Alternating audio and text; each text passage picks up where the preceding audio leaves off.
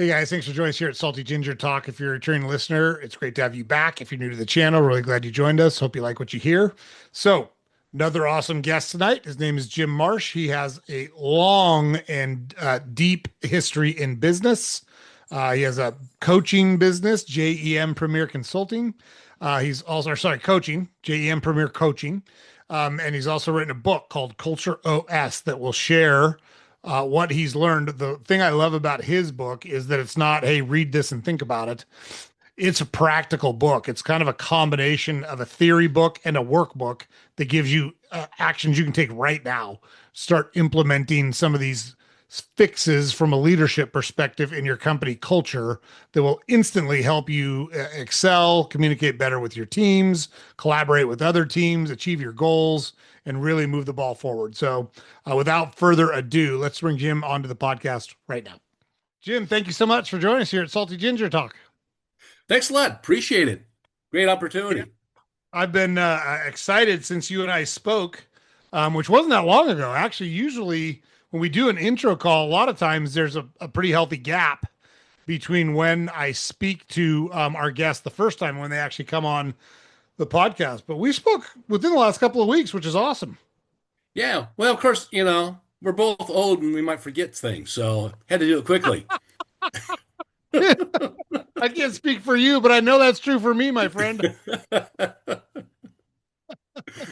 Oh my gosh, that's totally the truth. Well, yeah, I've been really interested to bring you on because your experience is kind of like a perfect microcosm for what we preach to our audience all the time. And you've got a bunch of stories that I think will reinforce that. And what we preach all the time is, hey, you got to go out and take action and live a life that means something to you.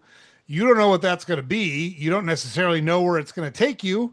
But if you keep taking action and you keep solving problems and you keep learning and growing, it can take you to pretty good spots, which I think is a pretty good description for how your life went. But I don't want to get the cart before the horse or put words in your mouth. That's why I've been excited about bringing you on. And we do Well, that, we exposed our listeners to that by just having you talk about your life. How'd you get from where you started to where you wound up and what'd you learn along the way? So, with that, my friend, I turn it over to you to tell us about yourself. all right. Well, thanks a lot, Joe. And you're right. When you look back at my career, I've been in control of a lot of things that I didn't realize I was in control of. I always thought, management or someone else is controlling my life because of the circumstances I may be in, but in reality, it's me. And as a coach, I've been going through coaching and helping people. It's like, gosh, they know it.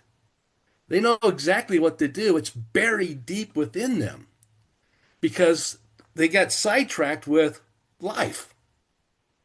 And, it's like, a cup. You keep filling and you keep filling. Pretty soon it may overflow, and then you got to empty it and go fill some more. But that's sort of what I've done as well. I mean, as we had a discussion, I started out, I was a college wrestler, so, Those are tough. I, Just real quick, if you don't understand the culture in wrestling, I think are the toughest, mentally toughest in particular, people that I've ever met, because that is a brutal sport and brutal training. quite right, because it's one on one. There is no one you can, fault. If you screw up, you're done. If you do well, it's just a wonderful feeling. But nowhere else do you go out and you shake hands with a guy, look him in the eye, and say, let's do battle. And then at the end, whether you win or lose, you still shake hands and walk away with dignity. Now, if you lost, you go, okay, what did I do incorrectly? I can remember, one of my college events, I actually was in a match and a guy just turned me inside and out, Mm. and it just killed me. So from that standpoint, it's like, what's going on here? Well, I come to find out he was a, Olympic qualifier. Oh, jeez. He knew a little bit more than I did, had a little more experience. I mean, I thought I had this guy dead to rights a couple of times, and suddenly I'm on my back going, how did I get here? Boy, those lights look good. Yeah, it's just because counting light bulbs is never good in wrestling. It's a great sport. It's mental toughness. You get adversity, you get injuries, how to play through them, work through them. And then when you get into business and you take your first job, you have to sort of revert and say, okay, what can I do to pick up the pace and learn? Because you're not in that business environment. So you sort of mimic what goes around you, good or bad. If you have a bad boss, if you have bad peers, sometimes you pick up bad behaviors. And one of the things that I looked at, I was a quality engineer with a manufacturing company doing, you know, aircraft and astronautics. In fact, I sat in a room where they built the Harpoon missile at one Oh, time. wow. So I would help coordinate corrections and make sure fixes were done. And that whole fix it process has sort of gone through my entire career. If I look back at it, that was the start of being a solution identifier and a problem solver. And I've taken that and just continually to grow that sort of mentality. And it's amazing that I look back, I go, yeah, this is what I did here, and here's what I did here. I recognize it's a pattern that I have grown into that I sort of learned. And the benefit of that was I sort of looked around and I saw some people who had 25-year pins, and I'm going, they're doing the same job I am. Mm, And I started 3 months ago.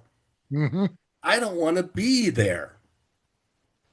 So I had to make a decision. Do I stay, just get comfortable, or do I challenge myself?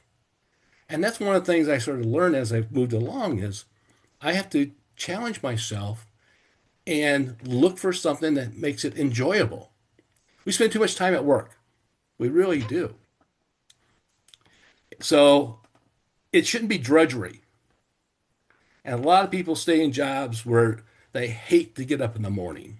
They'll find any excuse at all not to go to work. Oh, I'm sick. The sun's not shining. I don't want to go. Those are some of the simple things. But you got to enjoy going there because you spend so much time and you have those interactions. And you want to make sure those interactions are productive. That's sort of a key thing that you have to really understand. If you hate talking to people, you hate being around people because they may be bullies, they may you know really put you down quite a bit. You have to sort of take a step back and think, what should I do? Do I react? Most people, they react and sort of go into a shell. Well, in truth, the only way to defeat a bully is to sort of confront them, but you don't confront them physically. One of the things, I recently talked with a client who was getting, snide comments on a regular basis. So I said, mm. well, ask him a simple question. I don't understand what you mean there. Can you explain it to me?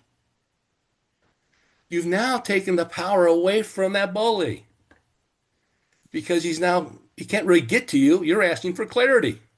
Right. So that's one of the things, you look at from a leadership perspective is providing clarity. And if you look at the problems in most leadership, it's a lack of clarity, inconsistency in direction, and doing things totally different.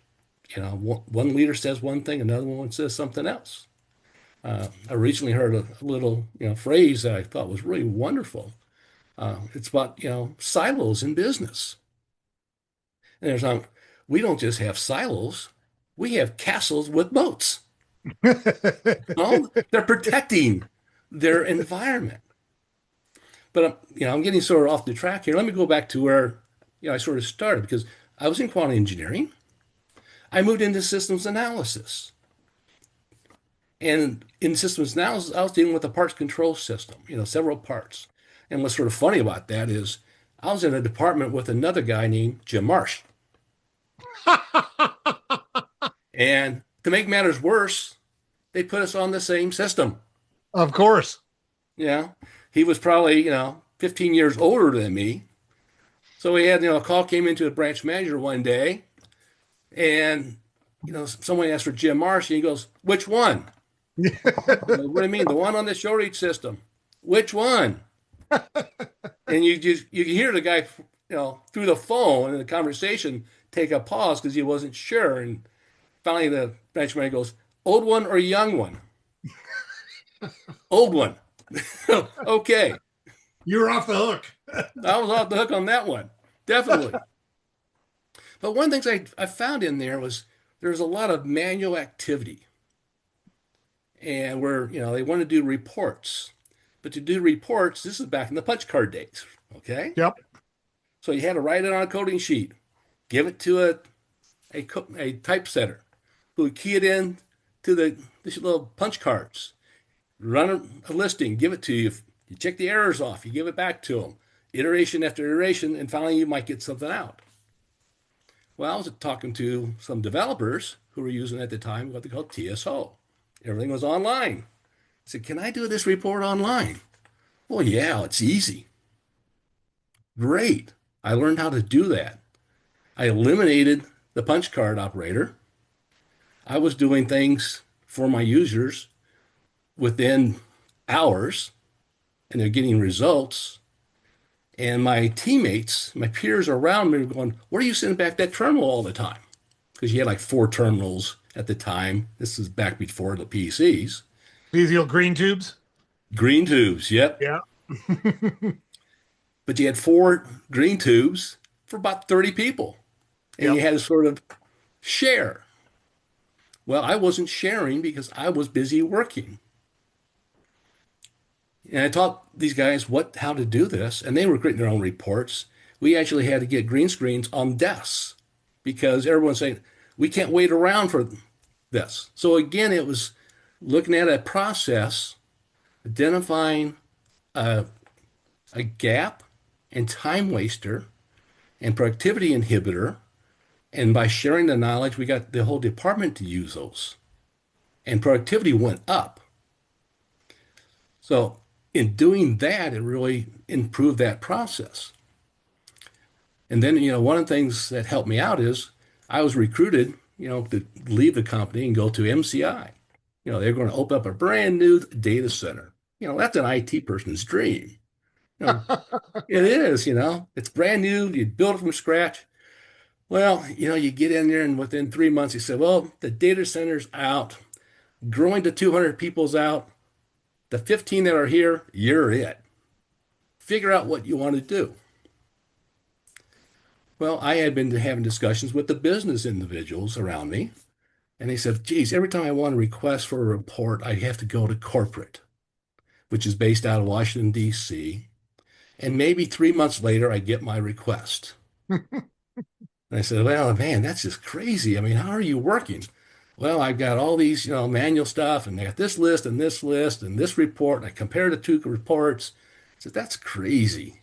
I said, "Let me see what I can do." So I actually developed an information center where I would go get corporate data, create reports for them, and provide it within a day. Oftentimes, when I started, I was doing this within hours. Shame on me. I set unreasonable expectations. Yeah. Right. Because once you provide something within hours, what do people want to do? Yeah. They wanted minutes. Right. But they want it, you give it in this last one, in an hour. Why is it taking 4 hours now? Yeah. Well, because you told everybody I could do it in an hour. Now I got all these other people. Now I got a backlog I have to prioritize. So let's schedule when you can actually get this. And then I brought on people to help out and grow the information center. And what's beautiful about that is it got me into all areas of a company. I dealt with finance, marketing, customer service, the tech organizations. So I got to understand what is going on with each group and how the problems are actually having as well. And by developing these reports and bringing different things together, giving them tools to actually be more productive. And that was a real positive aspect of that. It was also one of my first management learnings that I came across. Because as the first time manager, you sort of want to control things. Mm. You just really want to, hold on to it. So I was taking, requests for reports, and I was basically scribbling everything out, rough drafting everything, then give it to my team and say, okay, go do it. And I was spending, 12 hours a day doing all this work.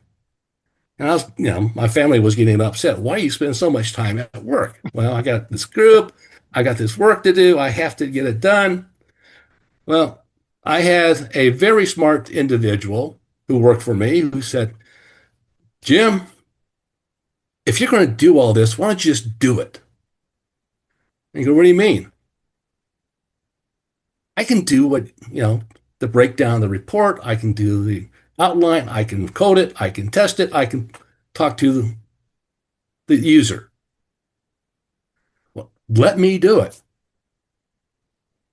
You're right. Why am I doing all of your work? It was my first opportunity to really understand what delegation was about. Yep.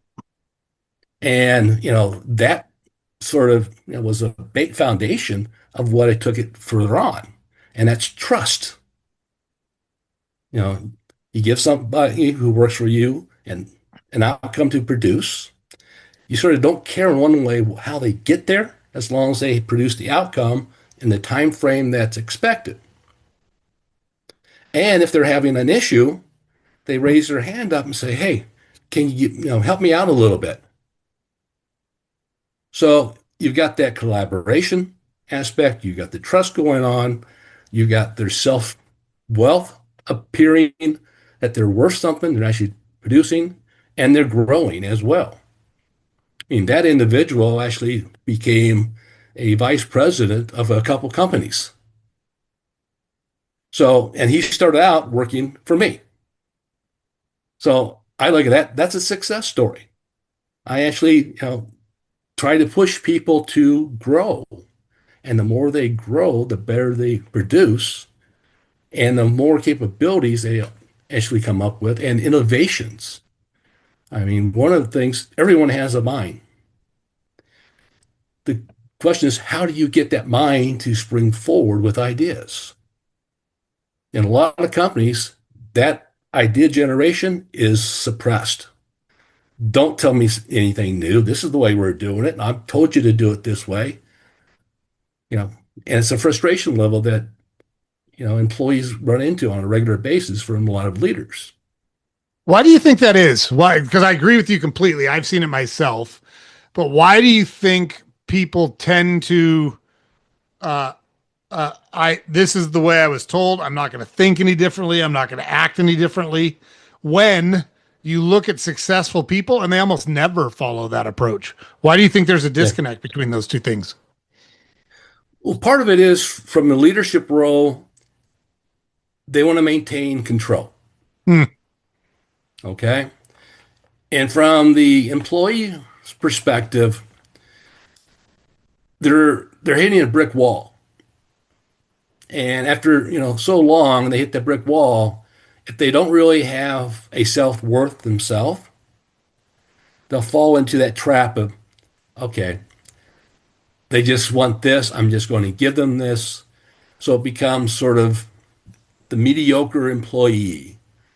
He's the C player who just does what he's told. He doesn't go outside the lines. He's always coloring right inside the lines. And he doesn't really take any risk because a risk can be dangerous. Hmm.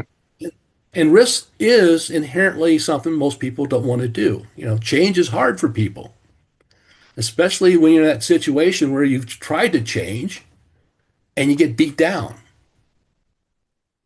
And that's one of the things that I help leaders who are in those type of situations and having high turnovers, having performance issues, delays in getting things done, having a meeting to have a meeting about a meeting.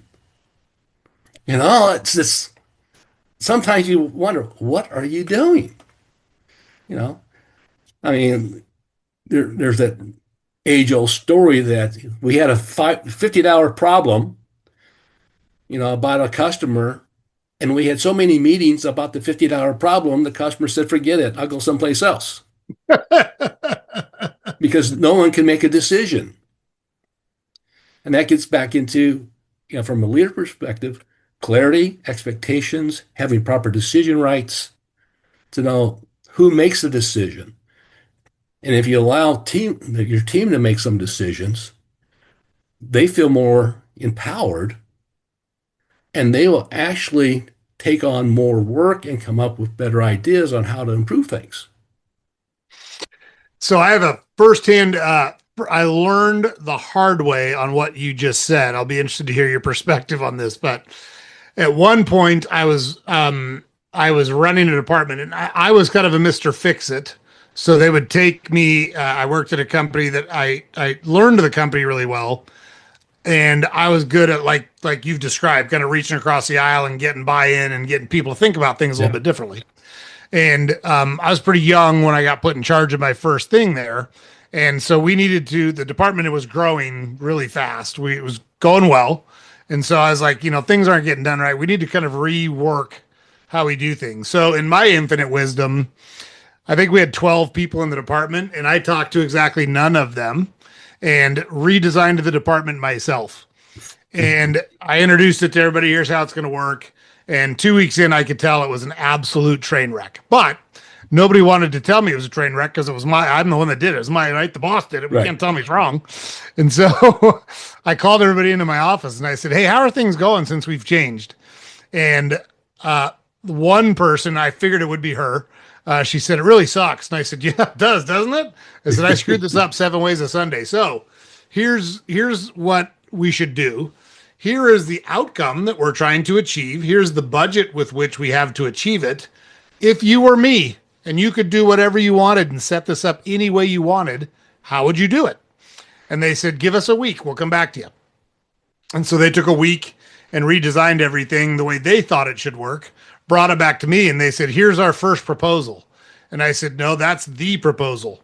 I said, I'm not making, like, I already screwed this up. I don't need to screw up your proposal too. Go do this. And it worked flawlessly because I pushed the decisions down the food chain to the people that Yeah. were actually doing the work. I trusted them to make good decisions and I empowered them to make the changes that they wanted to do. And so I learned, hey, you know what? I'm not nearly as smart as I thought I was here. Yeah. But there's Well, got this collective group of talent that if you use it and you enable it and you empower it, you can get great things done.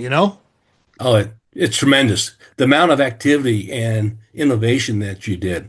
I mean, I had a call center at one point in time. 200 people, started for 10, grew to 200.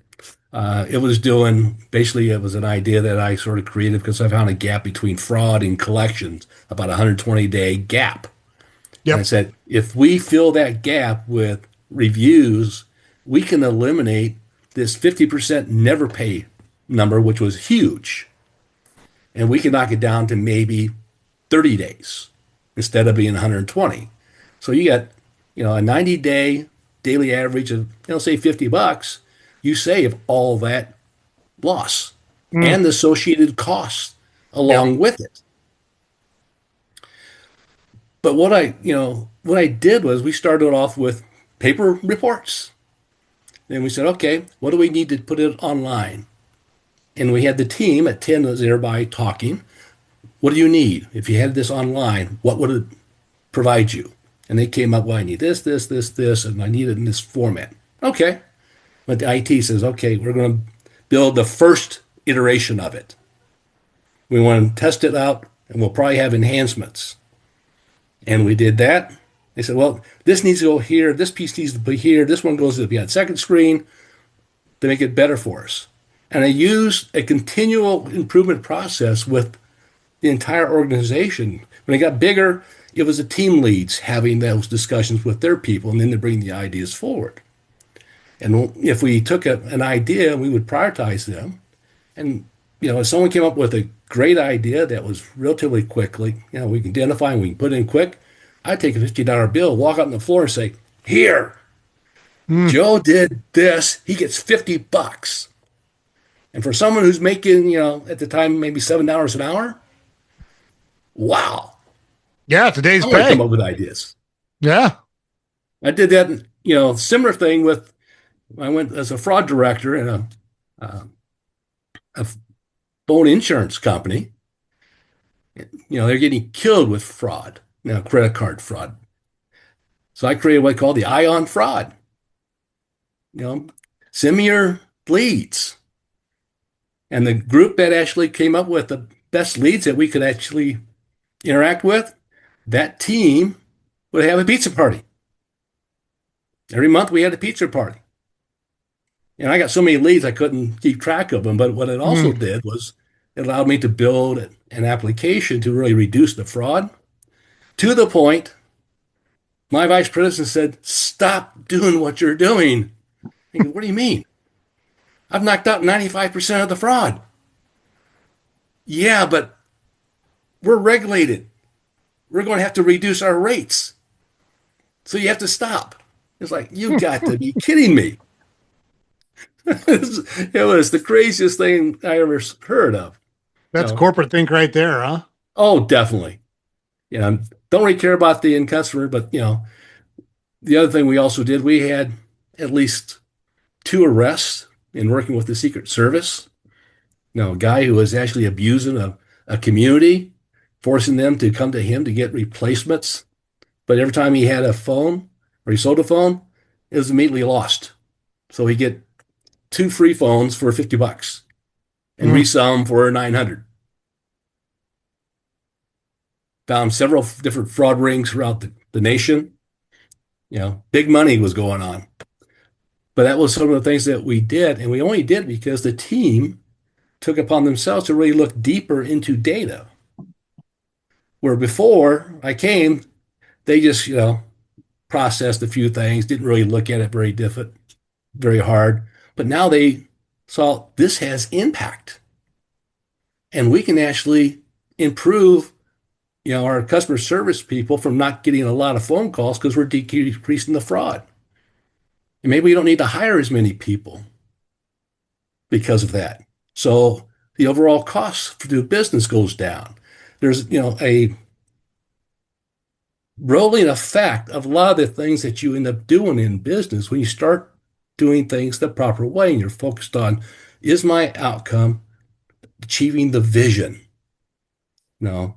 And as long as it's working towards the vision, that's how you sort of prioritize. And you can use the old, what they call the Moscow principle: must do, should do, could do, and don't want to do. And that lets you focus and prioritize a little bit better. And you can also look at how, the ROI on the different items and how you do those evaluations, especially when you have cross-functional departments wanting limited resources from an IT perspective. What's the real true benefit? So that's, one of the things that you end up doing there. But that group that I developed was doing so well that I used to estimate, they're saving $8 million a year. And I had a boss who said, "There's no way. There's no way you're saving $8 million a year." I said, "That's fine. Let's bring in our auditors, audit everything that my team is doing, get all the costs associated. My training, my turnover was next to nothing because everybody was satisfied. But they came back 65 million a year. It was going right to the bottom line. So the benefit was so good that when I thought about, this was a consumer organization, again, the problem solving aspects that we talked about and what you have done in the past is being sort of the fix it guy. We looked at the business side of the house and did the same thing there and basically eliminated, most of the fraud that was impacting business because in the telecom environment, they were responsible for their fraud. By telling them you got fraud going on, they could cut it down within their area of control. And they wouldn't be exposed to heavy fraud losses and end up leaving the company because they would be asked to pay for it. And now they just renegotiate what little fraud they would end up having. But that's part of what, if you look at the different things that I've done, I was recruited to be a fix-it guy, just like you. Yep. I was to walk around the departments of a senior VP with my peer groups to find what's broken. Now, that's really a great thing when you're the only guy in your department. You're the travel agent, the admin, and the staff going around to your VP and directors' peers saying, geez, you got these broken things in here. They go, yeah, we know that. What are you going to do? Tell me? No. Let's collaborate. You know what's going on. You haven't been able to get it fixed. Why haven't you been able to get it fixed? Well, because it requires IT resources. Okay. What's the cost? Have you done the cost analysis on the ROI? Well, Mm. no. We just know it's broken. Well, let's look at the cost. And let's go together because I've done this with the other peers. So now I have a list of projects, their estimated cost impacts. We can now prioritize what should be accomplished. And if it's got a good, strong ROI and good impact to the company's bottom line, we can probably get the resources for that. And that worked very well. So I was no longer the pariah every time I walk into a department. Sometimes they say, hey, Jim, can you look at this? What do you think? And it's just basic process engineering and review and look at it flows. I mean, business folks love process flows. It goes here to there to there to there. Sometimes there's a lot of handoffs and delays. What's the cost of delays? And if you look at it from a lean perspective, that's where you start to look at delay times. And can you eliminate delays? Can you move decisions around? And look for performance improvements. So those are some of the, things that people can end up doing. But part of what was going on where I was consistently growing in not only fixing things, but also communicating as well. And looking at collaboration and how teams should work together and seeing sometimes the dysfunctional pieces. Yes, there's silos or castles with moats where people are really protective. Don't come into my area. Don't touch anything here. It's a mystery to the outside world. But when you sort of, look at what's coming in and then what's coming out on the sides, you say, well, what's coming in looks good. What's coming out is bad. Here's where the problem must reside. Let's take a look at from the outside in, who's your contact point in there? And you start working backwards from contact point to contact point. Then you start identifying handoff, procedural process errors, data errors, and you end up breaking through the castle piece by piece. And ultimately allows you to say, okay, here's your flow, here's the cost of the business, here's the inefficiencies that you're doing. If we modify some of these very quickly, we'll get some improvement. We can then evaluate things. In the agile world, retrospective. Let's think what's going well, what's going wrong. Instead of picking 15 things to fix at one time, what's the one or two that we can focus on? Mm. And I did that, in a revenue, as a consultant in revenue assurance, I always had people in billing, collections, and operations saying it's their fault. Always pointing the finger to someone else. It's not my fault. Well, one of the first things I would always do is okay, guys, let's get into a room. What's our number one issue that we're facing? And they say, well, it's this, and they're not doing their job. No, wait a second. What's the number one issue? Okay. What's causing it? What's the root cause? Let's break it down. Well, process goes here, here, and here. And sometimes it was, well, the sales order was not complete. Okay, so it's not operations' fault. It's the sales order was not complete. So was the proper training for the salespeople? If they get the proper training, does it fix this problem? Yeah. Okay. Let's make sure we get the training to the salespeople that is necessary to eliminate this problem. What's next? So you go down again a priority listing and you focus on one or two things and say, this is the outcome we want to achieve. How do I get there? And you use collaboration and communications through the process. And that And really, how do you overcome objections to that process? Because as you and I both know, there's some people that are very willing to engage in that process. And to your point, there's some people that are sitting up in that castle on the moat and they're trying to dump hot oil on anyone that approaches the drawbridge, right? How do you overcome that? well, quite often you almost look at it from the standpoint, what's the impact of being in that castle? What's the true impact to the customer and revenue? The two things that CEOs and CFOs really care about. Mm, Is my customers growing? Is my revenue growing? If anything impacts that, I want to know what. So if you're looking at, let's just say, a delivery organization and customers are dropping off, and the delivery guy doesn't want anybody to see what's going on behind the scenes, you basically back up and say, okay, here's the cost impact. It was X number of customers, X number of revenue. It goes into the delivery. And by the way, it was this much 3 months ago. It's now this much now. Our projections is going to be this much. So we got a gap between that. And the only reason we can see right now is if a gap is caused here. So it's sort of like self-preservation yeah. to that guy.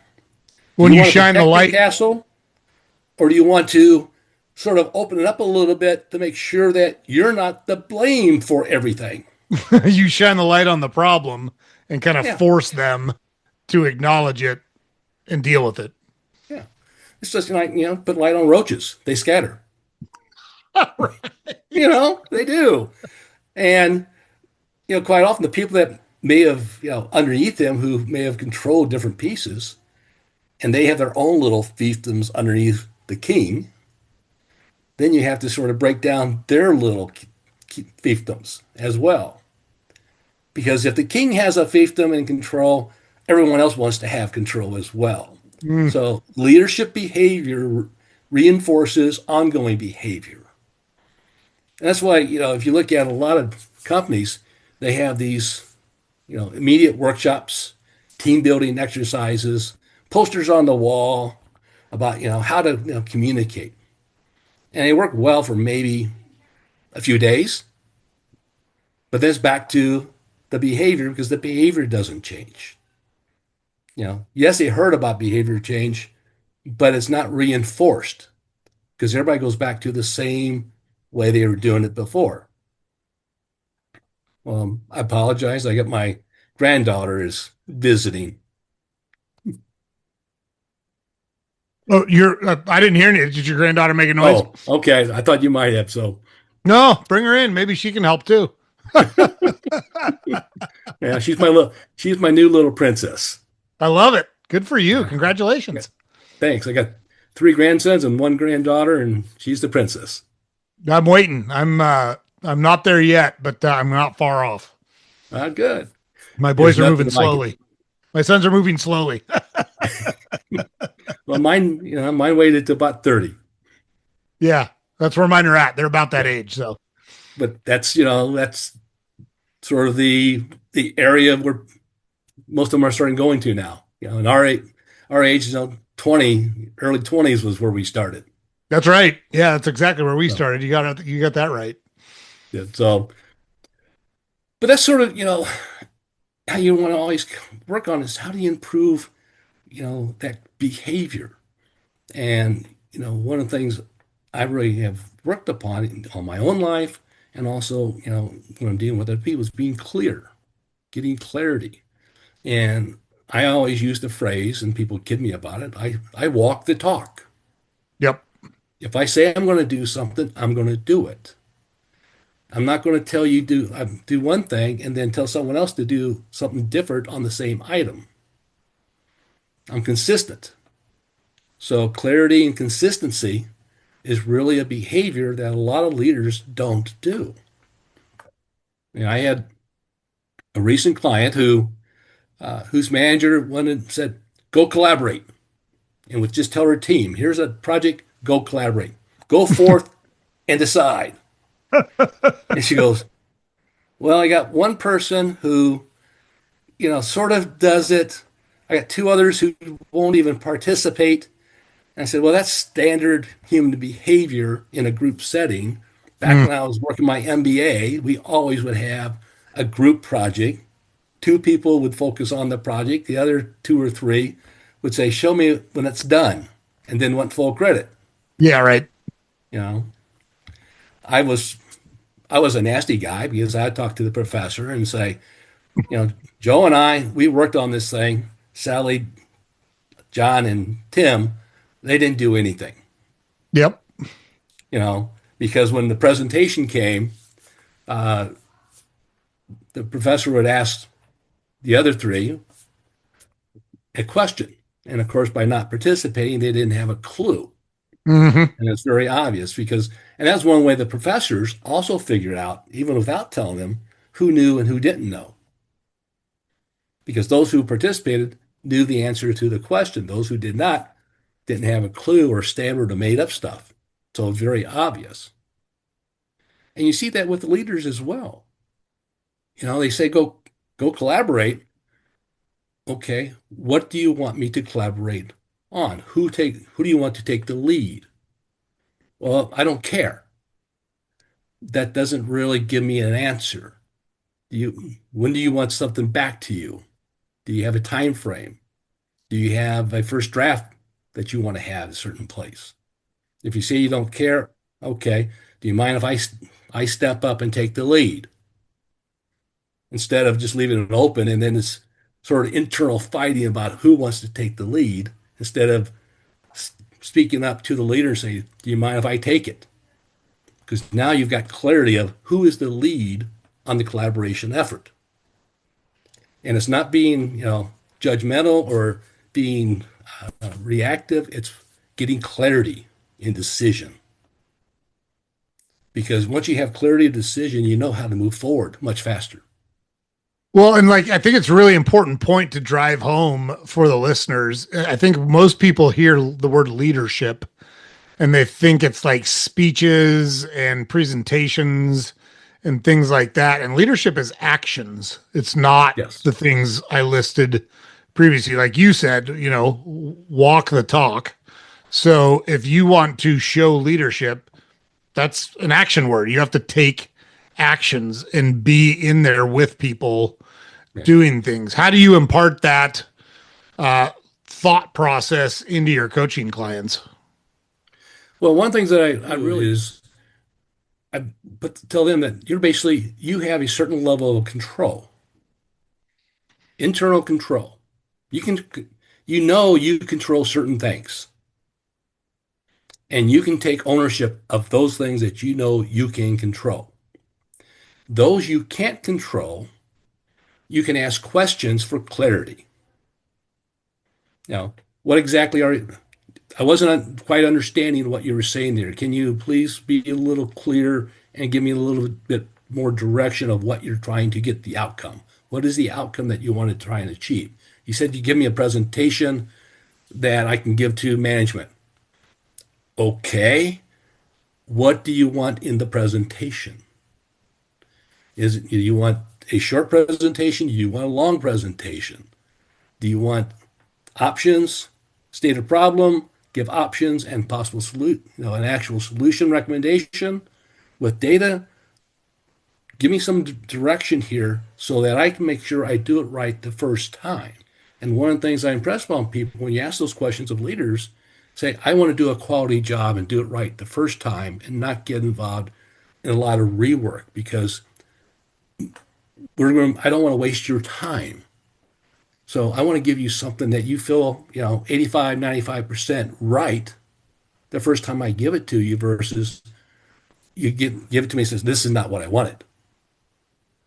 And then we're back to square one because I'm guessing what you want. So again, it's getting a leader and trying to get them to change behavior. And it's subtle, but you're asking the questions. Give me some clarity on what you're wanting and what you want to achieve so that I make sure I'm doing a quality job. And one of the things I sort of call that is the culture tax. Hmm. I mean, you think about it, if you get inconsistent information, say in manufacturing, you get rework, constantly reworking product, you get a lot of scrap, you get delayed deliveries, you get customer complaints because things were not clear and no one understood the expectation. And quality may be a buzzword, but it's not really followed. And maybe it is followed except when, a customer says, I need it tomorrow. And everybody says, drop what you're doing, do this. Well, okay, everybody drops what they're doing, they rush around, they do it. Then they're going to remember, where was I? What part of the process was I doing? And do I try and rush what I sort of put down, and my quality goes down as well because I'm trying to push it through, expedite it, and it gets to the quality control group, and they go, no, we can't release this. So it impacts delivery schedules. It goes all back to the beginning. Scrap goes up.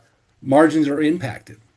So, they say about 4 to 8% of revenue is really impacted through the culture tax, wasted time and effort.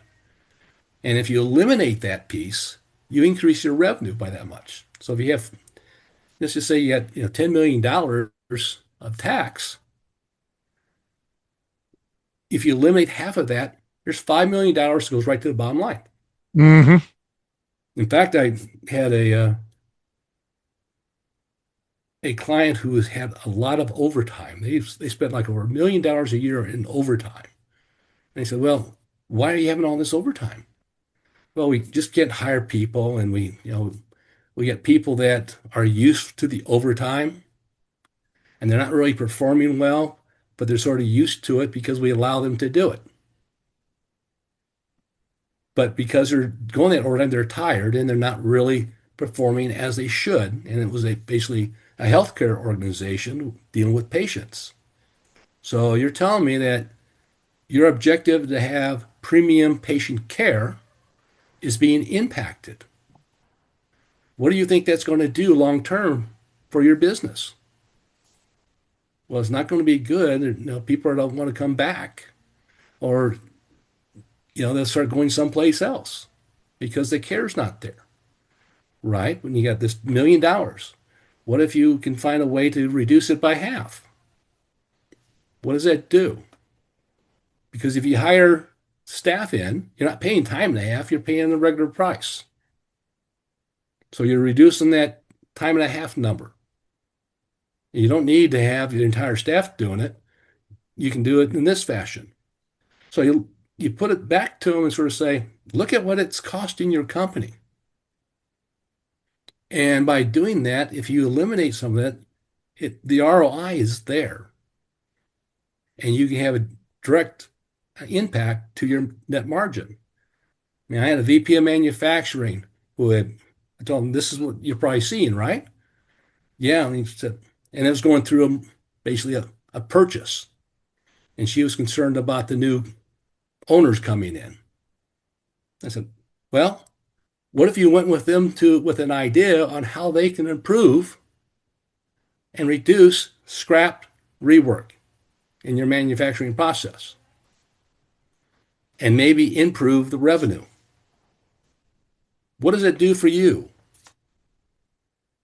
And that was, she goes, I think it make me look a little bit stronger in their eyes. So if I'm facing, potential let go situation, maybe I won't be let go now Hmm. because I'm thinking of ways to improve the bottom line. I'm not doing things the way they were being done. I'm more innovative. I'm more creative. And I once had a role, when I was a revenue assurance director for an Excel expert. And I created a little test. It was only a 5 tab little test. I thought relatively simple, but I had everybody who came in run through the test. And most of them would say, we're Excel experts. Great. They sit there and, spend time, not really, and then couldn't finish it. Doing a formula, doing a lookup table, doing some simple, maybe a little more complex than normal, but they just didn't get it done. It's like, gosh, this is nuts. These are experts. I had Hmm. a young gentleman who came in who, just graduated college not too long before that.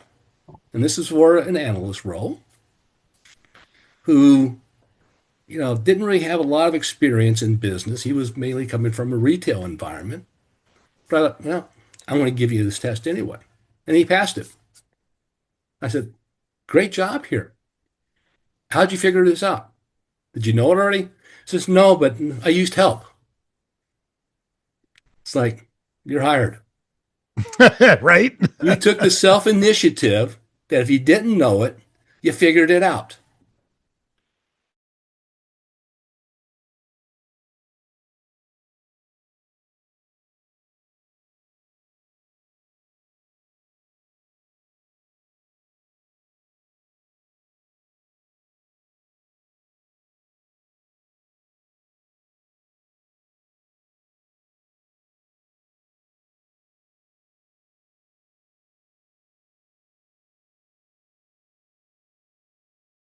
At work. So I would always try James, and look. Yeah. sorry, just real quick, Jim. James, are we still good? I Yeah, we're heard the still good. recording Sorry, Joe. stop and start. Yeah, there's electricity's outage right now in my area. Sorry, but we're good. Okay. Okay. Sorry, Jim, keep going. Sorry about Okay. that. I want to make sure we're getting it all. Okay. Oh, lost my train of thought there. That's all right. That's my old age coming in. Don't worry. Well, James will edit.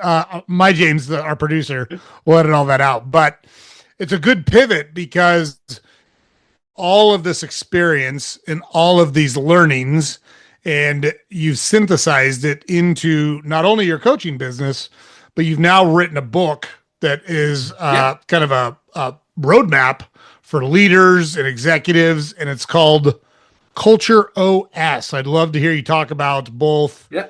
um, how you came up with it, how you put it all together, because I know it's based off of your vast experience in the business world, and then talk about the book itself. Like what's the benefit for leaders and people that want to excel from Well, Culture OS? thanks a lot. The emphasis of the book is as I was going through developing my coaching program. One thing they tell you is develop a niche. So I had to sit back and really start thinking about what niche do I want to focus upon? I could focus on agile, I could focus on this, I could focus on this.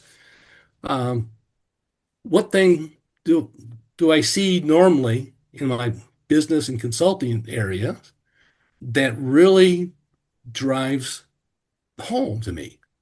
And part of it was leadership.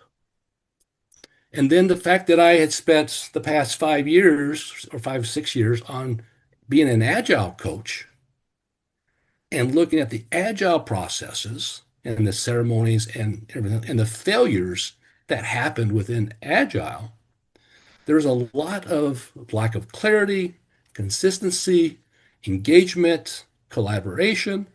Because when you think of agile, it's nothing more than communication and collaboration.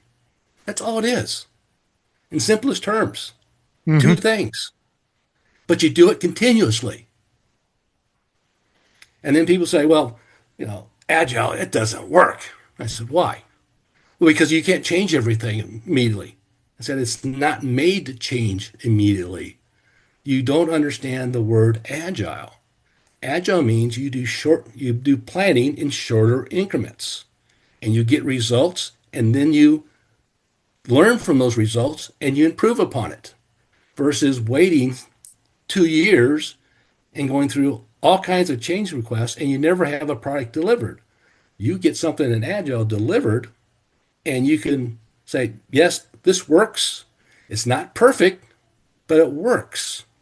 And now I can do something else. And I look back when I was at building my call center application, I was doing iterative processing before it was called agile. Mm. I didn't realize it, but I was agile. And there's a big difference between doing agile in name only and being agile. So those learnings, as I started to build that niche up and develop the program, I started laying out the different things, about, clarity, consistency, the consequences, how to, deal with people and, the business, the IT. And you look at, there's a lot of things within leadership that just, if they would work together and be consistent, you would see tremendous improvements. So that was sort of the emphasis behind it. And I started going through and many different generations of revisions. And it sort of became sort of what I call a practical application book. And it became that because, oh geez, 2, 3 years ago, I made a comment to, one of my managers that one of these days I'm going to write a book or a series of books. It's going to be It's Practical. And it's going to be It's Practical Agile. It's Practical Program Management. All the things that I have done over my career, I'm just going to like the practical part of it because most books tell you theory. You as a leader, you should be able to do this and you should be able to do that. I want to say, this is what you should be doing. Mm. Here's how you do it. So my book is basically it's called Culture OS or Operating System, which is the operating system top teams actually run on.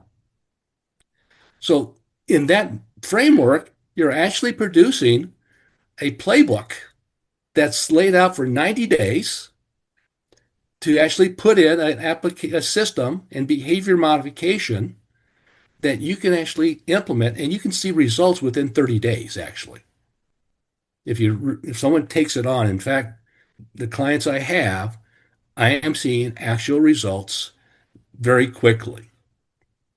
In simple things, just how they're communicating, how they're working across the organization.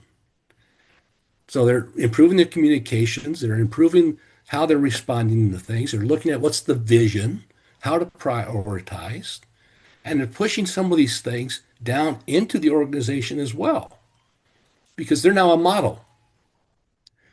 Other people are seeing the effectiveness. In fact, I had one director who said, a prior director in my role really didn't do much. And I'm being told, you're doing a lot of stuff here. You you're planning for the entire year around one topic. And I said, that's right. We just looked at your vision. What is your vision you want to achieve over this year? Not next year or 5 years from now. What's the vision for this year? Mm-hmm. And then decide what initiatives support that vision. And you came up with about 10. And then we prioritize those. And we said, okay, which ones do you have to collaborate or communicate with? And he said, well, this, and this. Okay, what's the process that you're going to take to do that?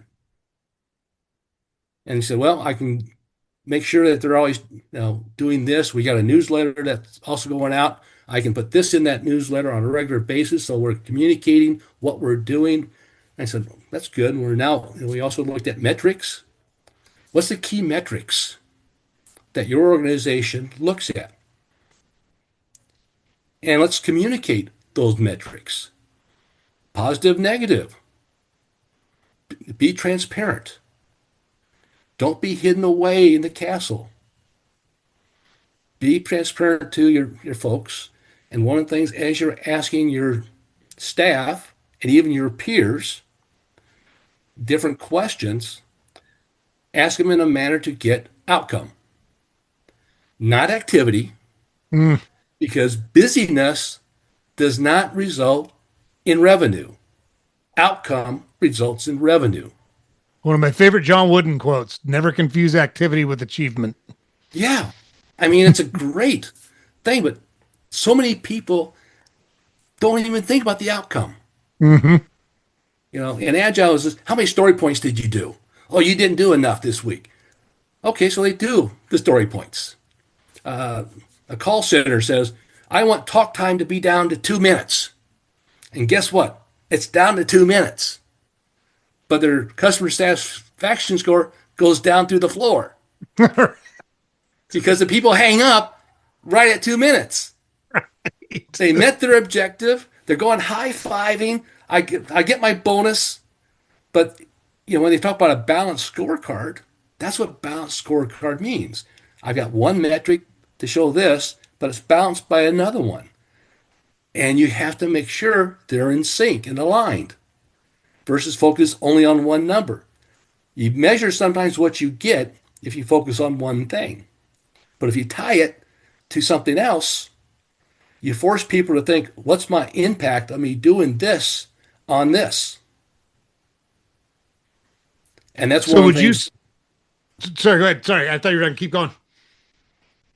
So that's some of the things that I'm seeing as a result of the program and what people are seeing out of the book. I mean, it's basically a how-to book. That's what I was just going to ask you, actually. It is. I mean, you can take it, you can go through it, chapter by chapter. I've got over 25 different templates within there that you can use, and you can start building it. What I offer is the practical implementation based upon experience. I can tell you to have a cadence of meetings and have a decision lane and having guardrails about around something and escalation paths. How do you escalate? What stays at what level? And even behavior feedback, positive and negative, and how to handle negative feedback. Instead of telling somebody, you really screwed that up, I saw that you did this, it had this result, and the impact caused this. What can we do to correct it so it doesn't happen again?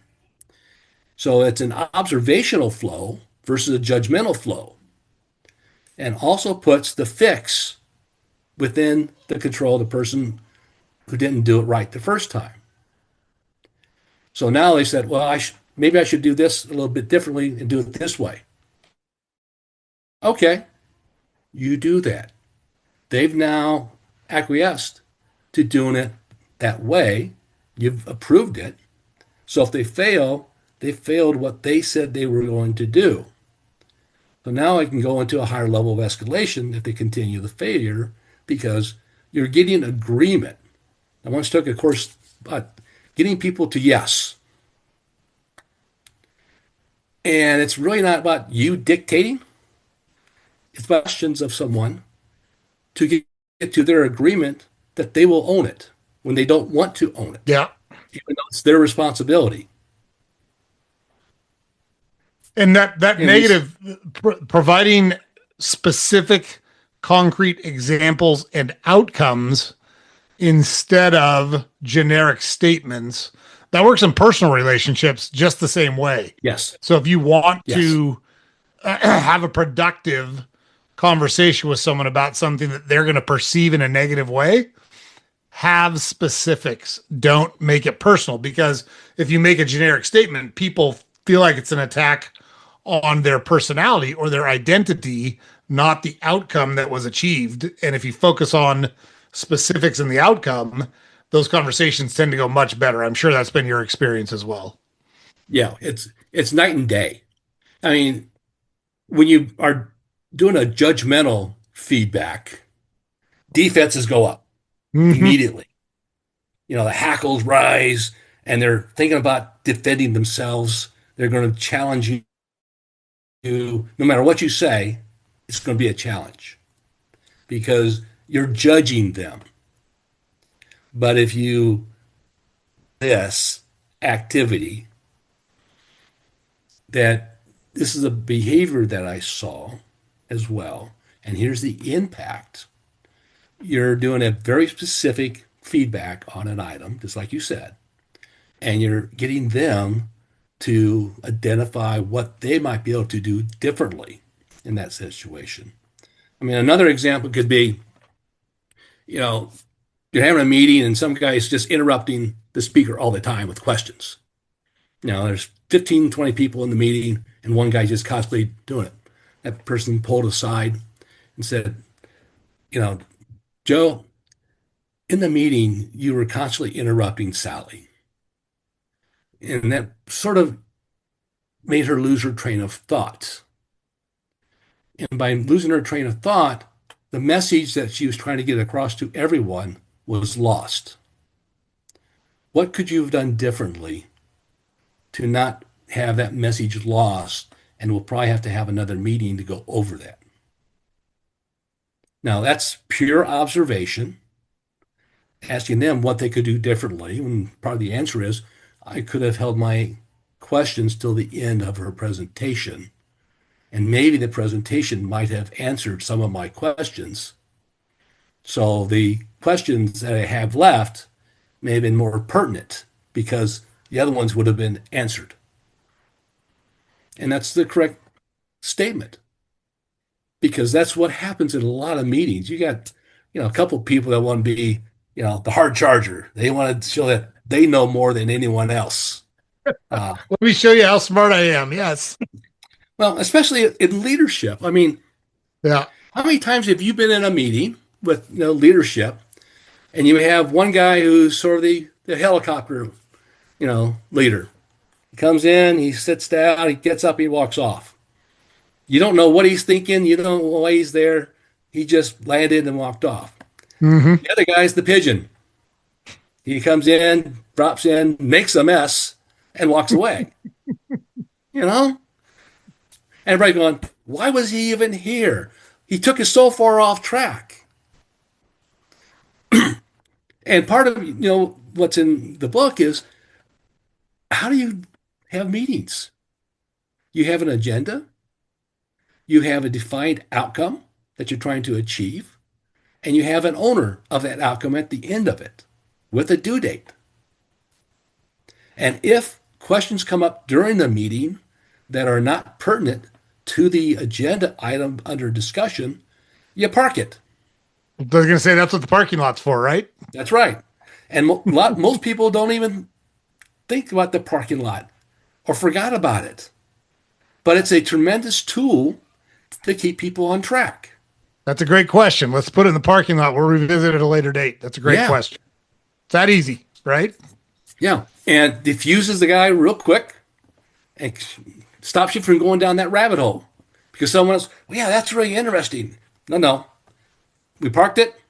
We'll get to it after we finish this meeting. If you want to talk about it, we'll pick the parking lot up. And it sort of knocks that flat. So I love the just from personal experience, I love the short-term goals. When I took teams over, I did almost exactly what you're talking about. So what is it we're trying to accomplish by the end of this year? And then we're going to set our target, our department KPIs are all going to have to contribute to that end goal in some way. So when we set our procedures, our processes, whatever we want to call them, if it doesn't align with that end goal that we all just decided on together in this room, it's coming off the list. It's got to contribute directly to that. And people would always look and go, well, man, you guys always hit your goals. Well, it's not an accident. That's what we worked on this year.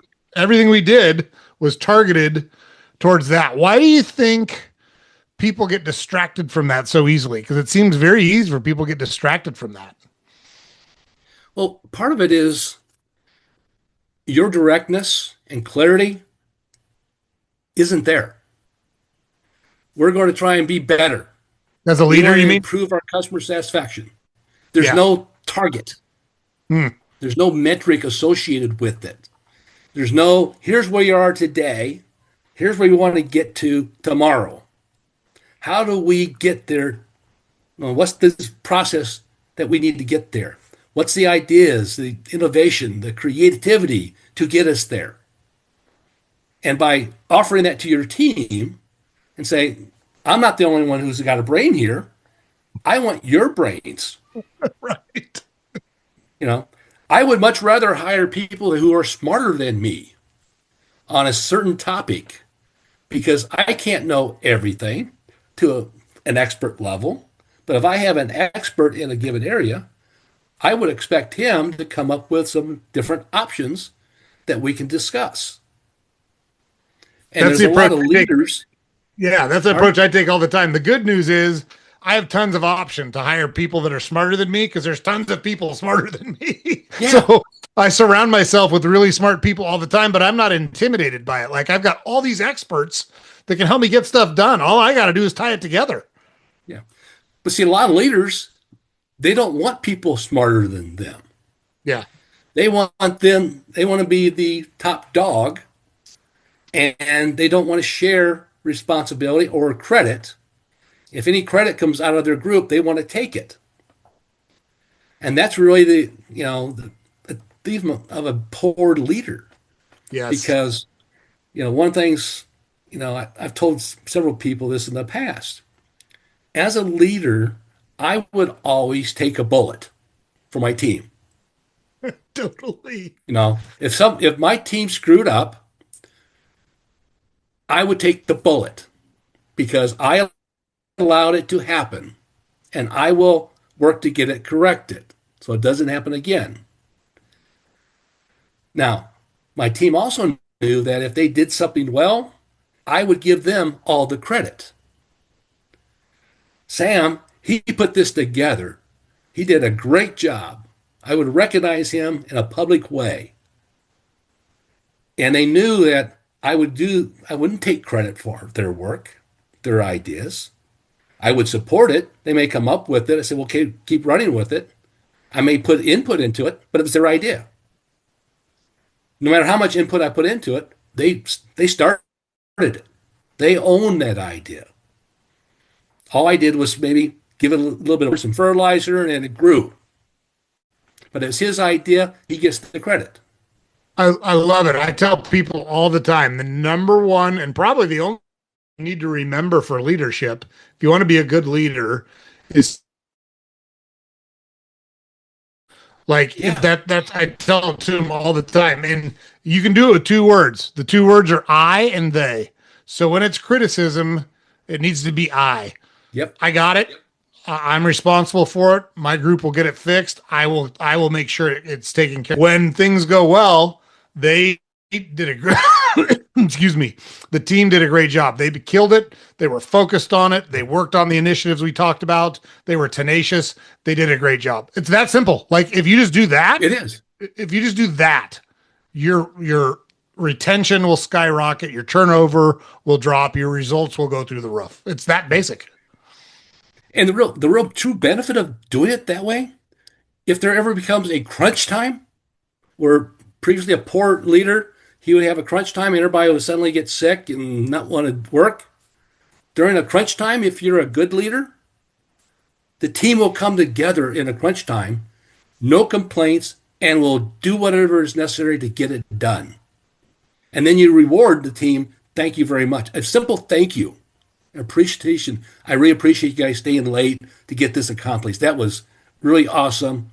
It really met the goal that we need to achieve in a short period of time. Thank you, thank you, thank you. And even if you don't buy them pizza or anything else after that, that simple thank you goes a long way. Because a lot of leaders, that's a word they don't say. You're right. They never It's say crazy, thank but you. you're right. Yeah. You know, you're my slaves. Work. You know, and then they wonder why people want to leave. I mean, I sort of go back to my call center group because I led in that type of fashion. Very positive, very open. I had very low turnover, but when I did have turnover, I had a collections organization that was next to me. That was my feeder shop. Right. I didn't have to go out and hire new people because the collection director was it's your fault all the time. Hmm. And no matter what went wrong, it was the team's fault. The director was never at fault. I was the opposite.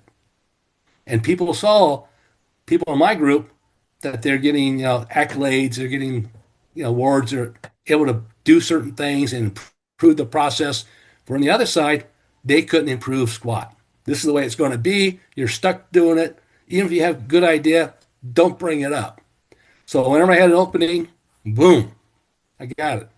The other thing I also did is I knew there's a limited number of leadership growth roles, growth paths Sure. in a call center. And sometimes I would have a conversation with somebody because I would walk the floor quite a bit just to see what's going on, get Yep. a sense of what's happening. The old management by walking around I'm a theory. huge fan of it. Totally love it. I Yeah. totally agree with you. And I would do that. And sometimes someone says, there's just not a way for me to grow here. And I would I pull them aside there, come see me, during lunchtime or something. Let's have a talk. And I have a discussion with them. Well, what do you want to do? Well, right now there's no growth within this department. But if you want to learn to grow in a certain role to move outside, let me know and I'll help you. And they've gone, look, you'll help me leave? I don't want you to be dissatisfied with your job. Because if, I didn't tell them this, but if you're dissatisfied with your job, you're not going to be productive. Exactly. Exactly right. Yeah. And that dissatisfaction is like a rotten apple in a barrel. It starts to spread.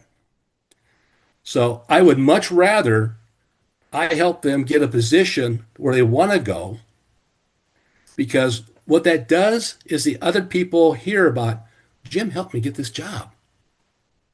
He'll look out for me. So that's another mark of a decent leader, is you're going to look out for the welfare of your team, even if it means moving out of your department. And in many cases, I would tell people, I want you to figure out how to eliminate your job. Hmm. What do you mean eliminate my job? What am I going to do? I said, think about this. If you're doing a bunch of mundane tasks and you get those automated, you don't have a lot to do, right? Yeah. What would you want to do? Would you want more responsibility? Would you want to do additional work? Right now, I can't give it to you. If you get rid of some of this other stuff, I can give you something. Additionally, if there's a position in another department that you want to go to, I'll help you get in that position if I can. So I'm not going to hold you back, which That's lot right. of people, a lot of leaders do. If they got a good employee, you can't touch him. He's mine. Well, I'm the opposite. I got a good employee. He's great. I hate to lose him. But then again, I'd rather keep him within the company somewhere else in an open position, because now I have someone who knows the company, who can walk into the position running versus going outside, hiring, doing the training, having productivity losses on that position. So from a company perspective, it's better to move laterally into another department or even a promotion into another department, because that person's going to be more satisfied. It gets back to that old adage, be happy in your job. Yep. You hit the nail on the head. So I've got a couple of examples. They kind of run counter to each other, but I had a guy that worked in my group and he came to me and said, hey, I don't really like what I'm doing. So I want to look for something else. And I said, totally got it. Like, you do a great job. I'm happy to help. Like, you find something, I'll put a good word in for you. I'll talk to whoever I got to talk to. We'll get you moved. Well, he kind of hemmed and hawed at it, and he was doing a mediocre job in my group while he was taking all this time to figure out what he wanted to do. And so I worked for a guy one time that said, the only way you can coast is downhill, and that's not where you want to be. And so I gave him about 3 months, and then I posted his job. And he comes to me, he goes, hey, my job's posted. I said, yeah, I know I posted it. That's why it's posted. And he said, well, I thought I had some time. I said, yeah, you had 3 months. Now you're either going to do your job or you're going to find something else. Like those are your two options. He said, well, I don't really want to go do anything else. I said, cool. I'll pull the posting down, but I need you committed. Like, are you in this or are you not in this? Right now in my office, make a choice. He's like, no, I want to keep doing this. And he killed it for the rest Yeah. of the time he was with us while I was in that group. And then the opposite, I had a girl that she was super smart and super good at identifying opportunities, but she didn't like confrontation. And in this Okay. group, you needed to be able to, in the right way, push people to resolve issues. And she couldn't do it. She could identify the problems, but she couldn't do it. And so I was like, she's a bad fit for this group because she lacks and does not want to improve on one of the, because she was very smart and could have improved on Right. the communication skills that in confrontational situations if she wanted to, but she was a very good communicator and very smart. So I got her a job on the customer development team and I just transferred her. And she's like, well, I didn't ask to go. I said, nope, you're right. You didn't, but you got to trust me. This is the perfect spot for you. And she excelled. She got promoted like 3 times once we moved her over there. Oh, And, great. that's your job as a leader sometimes, is to get the right people in the right spots. And like you said, you have a responsibility to the company to hang on to good people and set them up for success. And that's what we did with her. Yeah. So, yeah. Yeah. It's just, right now, if you look at a lot of companies are going through the appraisal process, Mm-hmm. at this time of year. And it's sort of a mystery to people about the appraisals. You give me some goals, they're sort of generic. I give you sort of a generic response back, and you give me a rating. It doesn't really fit where I think I should be, but no matter what you give me, I'm still going to get a C rating, which is middle of the line, and the C band bonus, if there is a Yeah. bonus. Right. So why should I go outside my comfort zone or do anything extra because I'm not going to get anything extra? And that's a common complaint. But one of the things I've told people in the past is you're sort of you get objectives, you can sort of question what's the true value of this objective for my role. If you're just going to give it to me, say suck it up, well, that's not a objective that we've agreed upon. You're just telling me I'm giving you this. Oh, it's a sales objective. I don't do sales. So you've set me up to fail on this one automatically. Give me something that's what I do. And what I've told people is, if you're like get a personal development objective, most people have that. And a lot of companies offer trainings, online trainings, there's external trainings. I said, one of the things you can do is as you complete a training, go to your appraisal form, because usually now they're what's called conversations. You can update them as you go. Yep. Put that into your appraisal. I took this training on this date. I took this training. I got this certification. Or if you get an appreciative, comment in a Teams chat, or someone writes in a Teams chat, you did a great job on this project, but they won't send an official email. Screen print, put it in your, appraisal. Because when it comes time to do your appraisal review, you won't remember what happened 6 months ago. Yep. But 30 days, you know what you did within the past 30 days. So just update that, have concrete examples and data. I mean, if you're a developer, they have, a skill score usually. First part of the year, you put in your skill score. If you're told you need to increase it by, X%, every quarter, you go in and look at it. Did I do it? If you didn't do it, you need to meet something at the end of the year. Don't wait till the last month to try and do it. Take your time. And the common question I get on those is, I've been too busy. I said, okay, what's an average course? How long is it? Well, maybe 4 hours. I don't have 4 hours. Do you have 20 minutes a week? Well, yeah. Can you control that 20 minutes? Yeah. Take that 20 minutes and put it towards your training. You can't eat an elephant in one bite, but you can That's right. devour them over time. That's right. So devour your training needs over time. Break it down. You control a lot of things. And some of the time that you have is your personal time. And you can control what you do with it. Instead of taking, 4 or 5 tea breaks, take 3 tea breaks and 1 training break. Yeah. You control that. It's all, think about what you can control and use that to your benefit. And everybody Exactly. that when I was doing reviews, that's what I would tell people. It's all about, even, in the business world, no matter what you're doing, what can you actually control? What ideas can you bring up? Now, your leader may not accept them. That shouldn't stop you from being creative.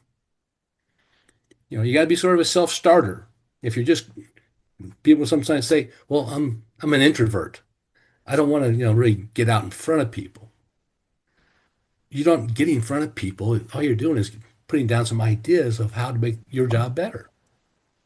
That's all you're doing. You're trying to make yourself better. Sometimes that rubs off on other people. If you're doing the right behavior, other people will do that behavior.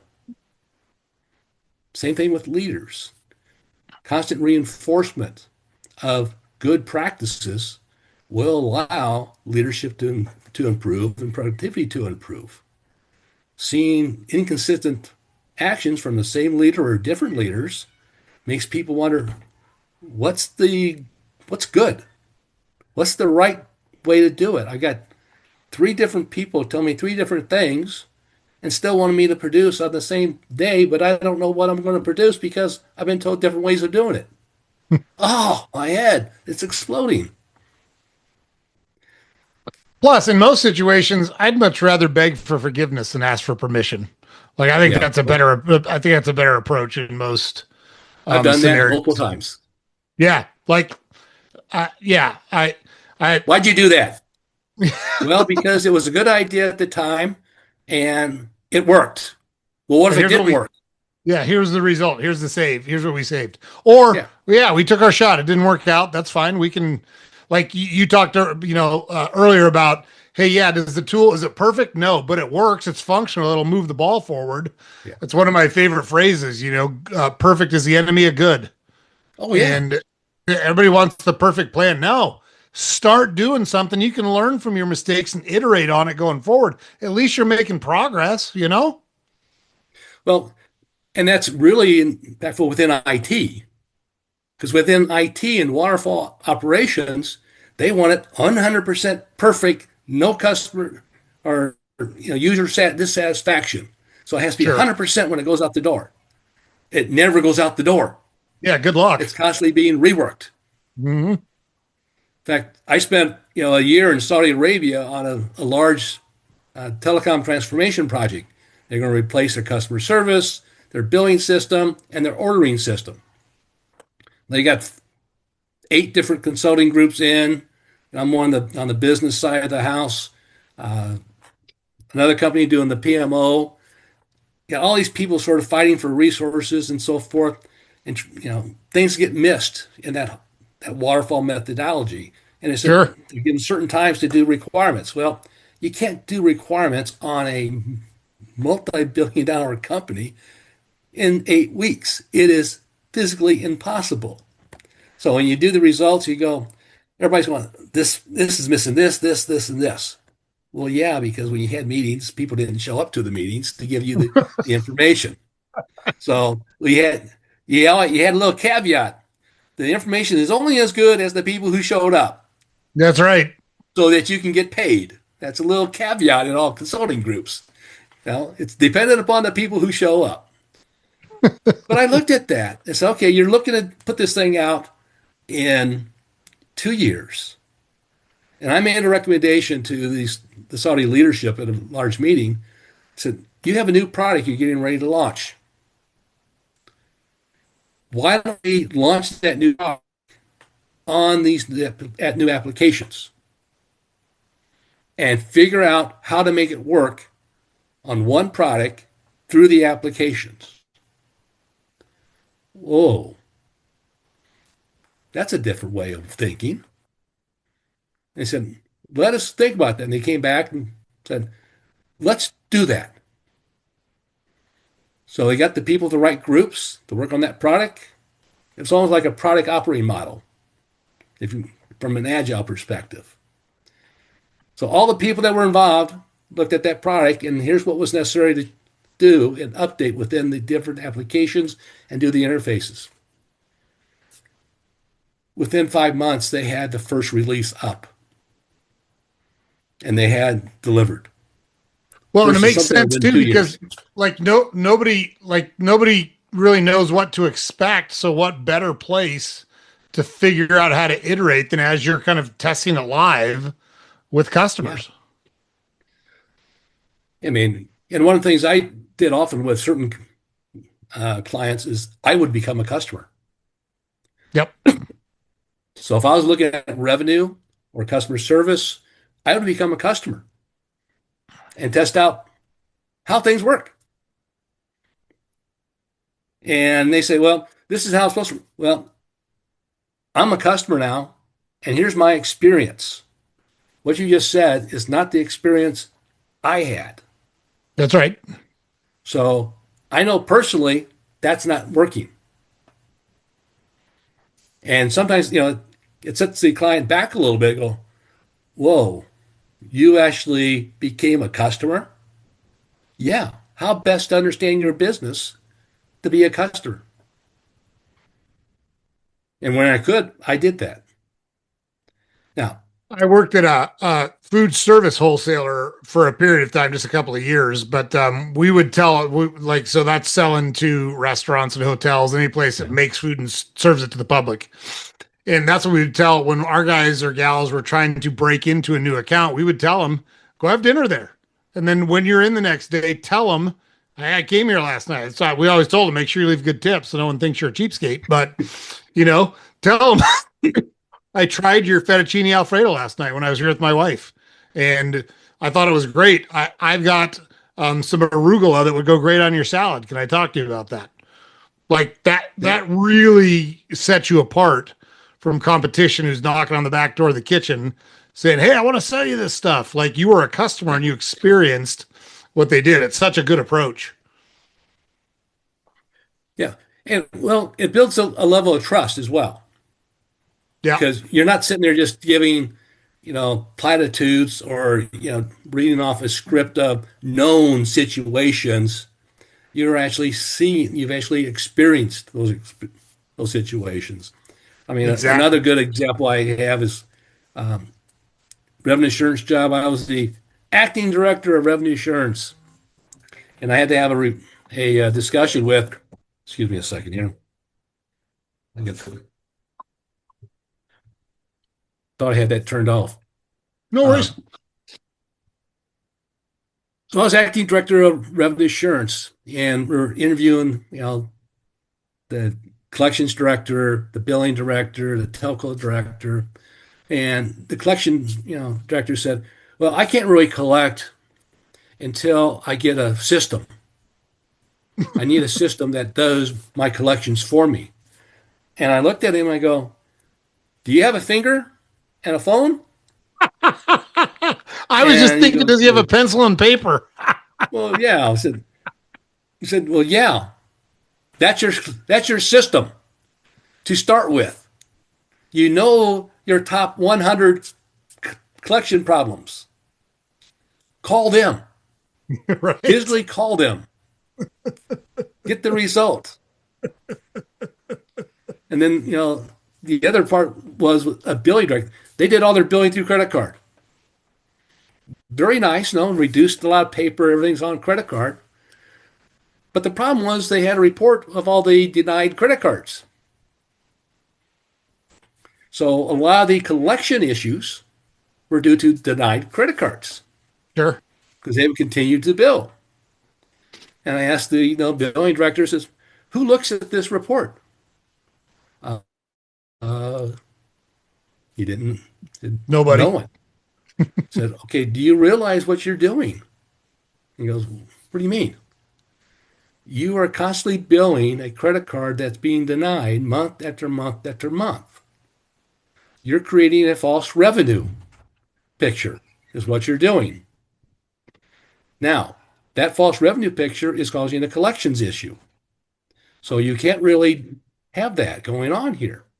You need to reduce that billing impact. It's also something that your customer service is trying to deal with because people are calling in to cancel the credit cards and they're doing it, but you're not taking action because you hadn't changed the billing system right. We figured out they had over $3 million a month in false revenue. Good Lord. They had another, million and a half of cost associated to that. So they really couldn't do anything about it. It was just, it was a startup company. They were looking to go public. They brought in people who were at lower levels, escalated them up, didn't understand the processes, didn't understand true leadership, didn't understand how they worked together. They wanted to cash out. Get rich quick. Yeah, for sure. That was their objective. I'm going to make a ton of money. I got all these stock options. When we go public, we're going to make a ton of money. Well, guess what? They were sold for a fraction of what they could have gotten because they didn't put any controls in place. Yep. And it was a very simple process. And that's just, an example of lack of leadership, and the CFO, and going back to the CFO, here's a guy who, when we talked about the collection guy, he says, well, I knew he really wasn't up to the job, but we sort of, kept him here. If he wasn't able to do the job, why would you keep him? Gosh. Good Lord. Crazy sometimes. When did you publish your book, and what type of talk a little bit about the feedback you've gotten from folks that have used it? I published this in December. Oh, so it's Amazon. brand new. Yeah, Yeah. brand new. Yeah, in December. It's on Amazon, ebook and paperback. Folks that have looked at it, I sent it out previously in draft form to several people. Got good feedback on it. I incorporated some of that. I've gone through it a couple of times as I've developed my coursework on it and found different things I'm going to fix and improve upon. So again, it's something that's iterative and in process. It's a first Iterate, edition, baby. Iterate. I love it. Yes. and one of the things I'm also doing is I recently sort of looked at AI and how AI can mimic your brain. And I spent a little bit of time last week and this week answering questions to an AI agent. I created a project called My Brain, Mm-hmm. and I said, ask me questions about me, my process, how I think, and I fed it, certain documents that I've done, and it started asking me lots of questions. And as I answered those questions, it would ask me more questions and sometimes more detail on certain pieces. And the iterative thing really came out as sort of a core behavior of mine. No matter what it is, I look at it. Can I put it in place? Can I do feedback? Do I fix it up? So I'm constantly improving what's going on. And I see that already. I started the coaching business. I did my niche. I started looking at the program to support it. If I go back and look, I've got lots of changes and revisions as I got into it. Say, this makes sense, but let me try to make it better. And the book was sort of the result of that. And I've already gone through some more iterations, thinking I can do different pieces a little bit better. And I've also started on my It's Practical Agile series. How companies can start an agile group from the beginning, Mm-hmm. where most companies start in the middle. And then, talk about the roles and how the roles interact and what the expectations are and the pitfalls and solutions to some of the problems. And then ceremonies. Agile has certain ceremonies. Well, a lot of people, they just do the ceremony. I look at it, okay, we had a planning session. Okay, what'd you plan? What was your inputs? Did you know your capacity? No, I just, I got a bunch of stories and okay, were the stories ready for the developer to work? Uh, no. Do you have a definition already? Do you have a definition of done? No. Okay. You're doing agile. You're not being agile. Hmm. So the third book is actually turning ceremonies into execution engines, delivering outcome, and really focuses on that. Every ceremony should deliver an outcome. Whether you're dealing with a retrospective, which is look at what did we do right, what did we do wrong, and then selecting one or two things from the doing wrong or badly category and say we're going to focus on correcting this one. I may have 10 things I did wrong, but I'm not going to focus on 10. I'm going to focus on one or two. Getting back to the history of I only focus on something that I can achieve, not trying to loot and do everything and try and take the whole bite at one time. Take it small, fix it, go on, constantly improve. And that's a continuous improvement mindset that so many people really don't have. It's like it's a one and done. And that's the way it's going to be forever. No, you always look at how can you improve that process. And then the fourth book that is in the works is business engagement. Because business really is the major reason why agile implementations fail. They're not part of the discussion. They sort of abdicate responsibility. I want you to produce this, and they walk away. Well, developer got a question. Well, I told you to do it. Well, I don't know exactly how you want it. Just do it. I told you to do it. See the requirement? Well, what about the screen? How do you want the screen to work? The requirement says make the screen do this, do that, do that. So the input is not really there, and the collaboration is not there. So then they get something back and they go, this isn't what I wanted. My requirement said this. This doesn't really show that. Yeah, but your requirement says this, and it does do that. But we had to change it because of this and this, because these three other requirements forced us to change that. And we asked you to clarify it, and you said, go forth and code. So by abdicating responsibility, you get what you deserve. And that's, really the failure of business. And part of that engagement piece is really saying you need to have a business person who's accountable for whatever you're trying to develop, who's going to be there to answer those questions, who's going to be there during what they call the refinement period to make sure the stuff is ready for a developer to pick up and run with. And is also, there to sort of say, I know this team's got so much work, I need to add this thing in, make the decision of what to take out. Because most business people say, I know you got a lot of work, just add this on top of it. Yeah, right. And the team goes, I'm working 12-hour days now. You already can't I'm get my gonna work take on done. I don't more. need more of it. So then you have context switching and the quality goes down, errors go up, and business goes, why didn't you do this right? Well, again, you get what you asked for. Hmm. You caused the problem. You didn't take on any ownership. It's for your customer, your revenue. The IT group is a support organization. They're not a creation organization. You tell them what you want, they will tell you or do how it should be accomplished. And you check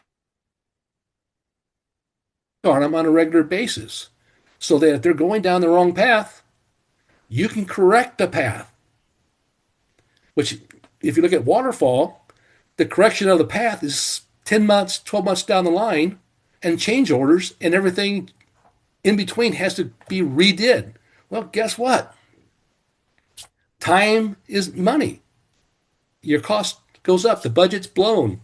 You don't get what you wanted in the time that you wanted it because of just the fact you're not watching it. When I was developing applications as the business, I actually was sort of that product owner. I was the business owner. I made sure that what was being provided, I was looking at as they're developing it. So when they released it every 3 months, it would actually work based upon the expectations.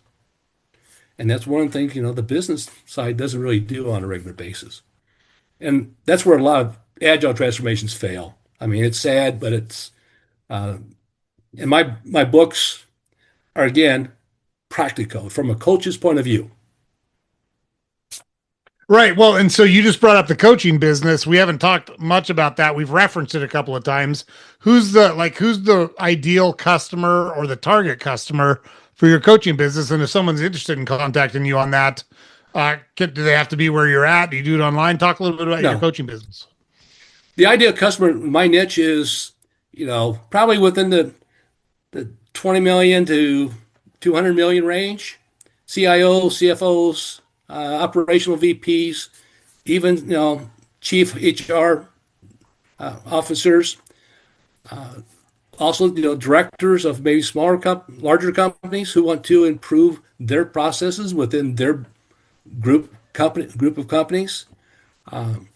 Those who have performance issues, low team esteem, high turnover, a lot of rework, a lot of problems from that standpoint. That's what they need to be doing. And those are my target customers, and that's where my program really falls into play. So that's where I'm sort of guiding people at this point. Yeah, so a couple of different options they've got to either work with you or to buy the book, which Yep. is a lot of what you coach in very practical, applicable formatted. Like Right. you said, it's not a read this and think about it. It's read this and here's the steps you can take to implement Yeah. this starting now. Yeah, and it's basically about, as an executive, here's some things you need to know. And I also say, who the book's not for. It's not for someone who just wants, they do something, forget it. It's somebody who wants to implement a change to your organization. I mean, you can pick up pieces and say, okay, I'm going to have clarity. Do you really do it on an ongoing basis? Is it consistent? That's one of the things that you have to have is consistency. And a lot of companies, they'll take, do a workshop. They'll actually follow through maybe the next week, but then they fall back into bad behaviors. And what Yep. happens with, the program and how I lay it out in the book is I lay a foundation. I then give you the opportunity to sort of execute the activity, then how to sustain and grow with it and improve upon it. And a lot of it can be done virtually, depending upon, where things are going. Uh, if it's going to be a large group, we can do, group sessions as well. I will have a webinar up soon that, people I sort of synthesize my 12 modules into 6 um, sessions that people can listen and sort of pick up upon again, a DIY type of thing. Um, but it's geared for people who want to make a change and experiencing impacts to their business. Okay, why not? Well, they said they got busy. Okay, so one of the things we talk about is what's non-negotiable. Right. One of your non-negotiables should be after every meeting with a branch, there will be an after action report provided to headquarters. And one of the things I would ask them, what would that provide you? Intelligence on the branches, how well they're doing, problems that they might have, and you have the responsible person who has a lot of these branches do the summarization. That's one of the expectations of all the after action reports and try and synthesize the data. Now, by synthesizing the data, now you have true data that you can use to make decisions on what initiatives that you can maybe drive. So Those are simple things that, within the first week we identified and they changed it and it's already in place. And that's just by having a conversation and talking about And now just, you got a foundation to build off of going forward. Like yeah, without that, you can't do anything anyway. So you got to fix that first yeah. before you can fix anything else. So, and part of it is, making a list of all the things as we're going through, all the things that, is being identified, the different initiatives and actions that they could take. And again, going back, say, when we get to the execution step, what's the top priority item? What can you delegate out so that you're not the blocking point? You're not the Right. funnel where everything's got to come through you. You now know that, and everyone else knows their expectation. It's clear to them what the expectation is and what they need to provide upwards. So it's not really just a status report or a weather report. It's an actionable piece of information that you can use to make decisions. Because at your level, you need to make strategic decisions, not try and figure out what the problem is in this one branch. That's not your job. That's the job of the person who's working with that branch. Yeah, it's a lot easier to push back on emotion than it is data, statistics, factual information, for sure. Yep. But that's So, that's what I end up doing. I mean, so you're working on the books. You've got, well, sorry. First off, you've got the book you just published, which is Culture OS. You've got the coaching business, which is up and going right now. You're working on at least three other books that you just talked about. Um, what else do we need to let our listeners know about before we wrap it up tonight? that's basically it. I mean, I'm also looking at speaking engagements, Nice. as well. I mean, at one time, I mean, when I spent my year in Saudi Arabia, I actually spoke in Johannesburg, Istanbul, Dubai, and London, and Casablanca. Holy So moly.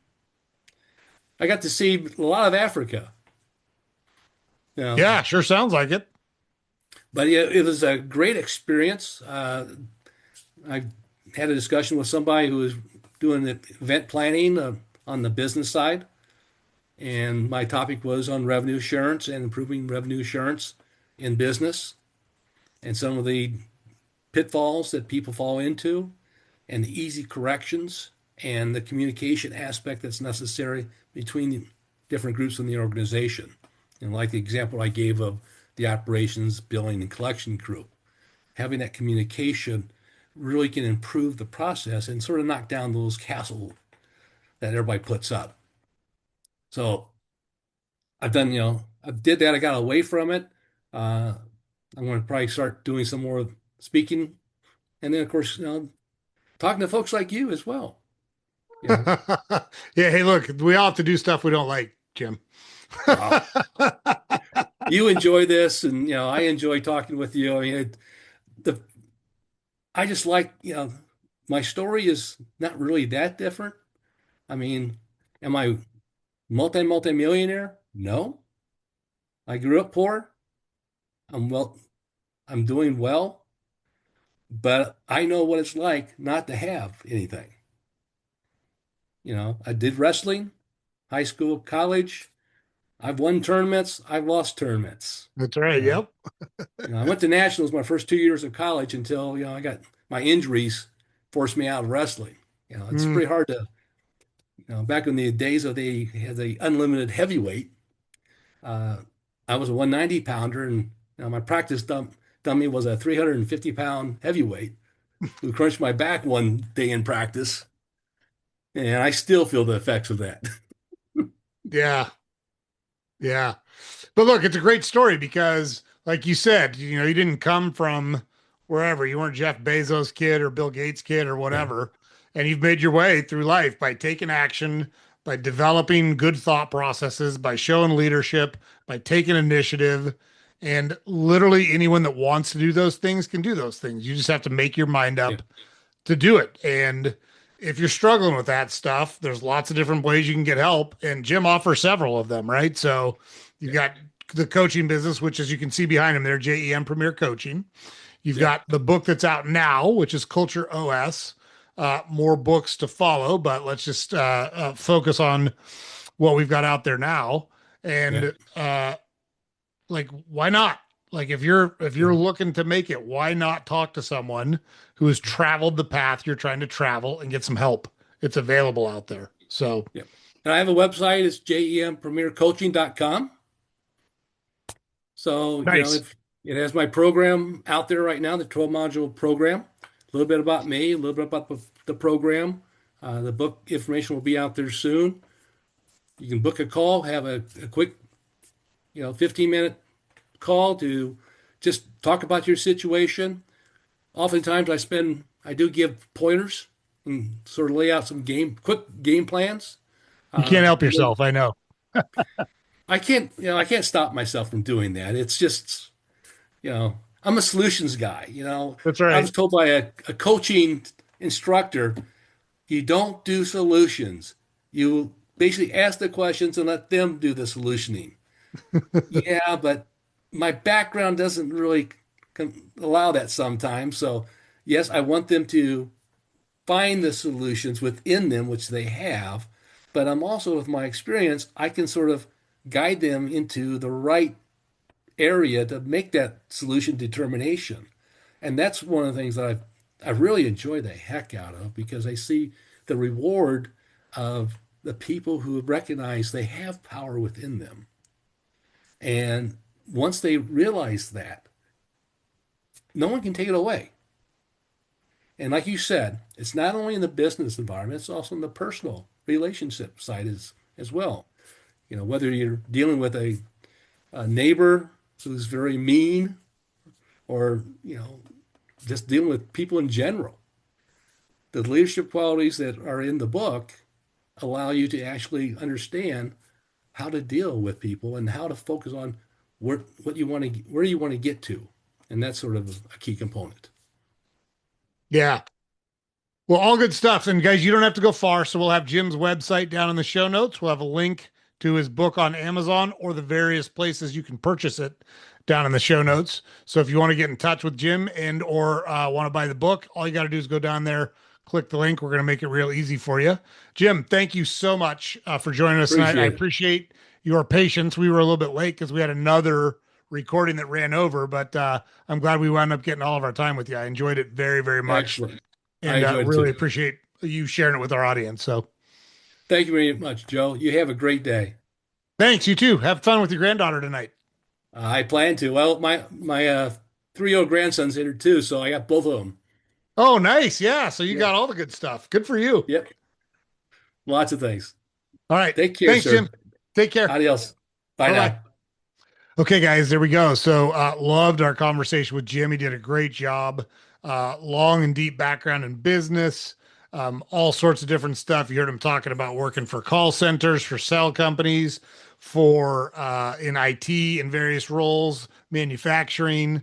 I heard him talk about his college wrestling career. So, ton of leadership experience, ton of life experience to pull from there with Jim. So, if you're in the business for, if you're in the market for a business coach, JEM Premier Coaching, check out his website in the show notes. Make sure you check out his book, Culture OS. We'll have the link down in the show notes there as well. And really appreciate Jim taking the time out of his schedule to talk with us tonight and share all that information with us. Did a great job, upheld the high standards we have at Salty Ginger Talk. We keep finding awesome people, and we're going to keep finding awesome people to put in front of you to help you develop the skills you want to build the life that you want. So James puts it up over here every day. Head over to our website, saltygingertalk.com. All of our podcast episodes are there. Links to our social media accounts are there. We publish a newsletter every weekday you can subscribe to there. Make sure you like, share, comment, subscribe to our podcast on whatever platform you consume it on. Super helpful for us if you do that. We're going to keep finding awesome people like Jim and all of our other guests. We're going to keep giving you tips and techniques and tools to use to build the life that you want. It's all good stuff. You don't want to miss any of it because it's really going to help you out. Make sure you catch our next episode. We'll see you there.